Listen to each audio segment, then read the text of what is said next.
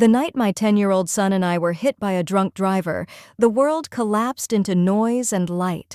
One second, Leo was laughing in the passenger seat, his legs swinging because they still didn't quite reach the floor. He was telling me, again, about the goal he almost scored at soccer practice, how the ball curved just wrong, how next time he'd get it. I remember smiling and telling him I believed him. The next second, metal screamed. Glass exploded like ice in a blender. The steering wheel ripped from my hands as our car spun, weightless and out of control like a toy flung by an angry child.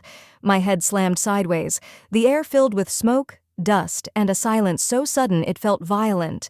When everything stopped moving, the only sound left was my heart, pounding so hard I thought it might break my ribs from the inside. "Leo?" I whispered. No answer. I crawled out through a shattered window, my palms slicing against jagged glass. I didn't feel the pain.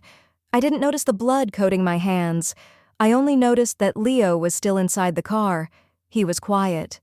Too quiet. His small body was twisted against the seatbelt, his head tilted at an angle that made my stomach drop. His eyes were half open, unfocused, staring past me like he was already somewhere I couldn't reach. I kept saying his name. Leo. Leo. Leo. Over and over, louder each time.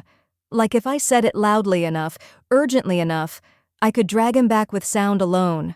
Someone pulled me away. I screamed. I fought.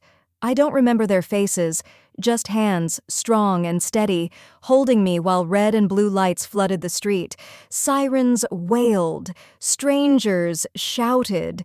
Somewhere, someone said the word ambulance. Inside it, everything smelled like antiseptic and fear. A paramedic tightened a strap around my arm and looked me dead in the eyes. "Ma'am," she said firmly, "you need to stay awake." I wanted to scream back that I couldn't, not if my son wasn't. At the hospital, they rushed Leo through swinging double doors that snapped shut between us like a final sentence. I stood there barefoot, shaking, my clothes stiff with drying blood, staring at doors that refused to open. That's when my phone buzzed, the family group chat, the same one that never shut up, birthdays, memes, gossip, arguments about nothing. My hands were trembling so badly I almost dropped the phone. I typed slowly, my vision blurring, and sent just 6 words. "We're in the hospital. Please pray." The message delivered. Typing bubbles appeared almost immediately. For a moment, hope flickered. Family shows up in moments like this, right? This was the kind of message that should have stopped everything.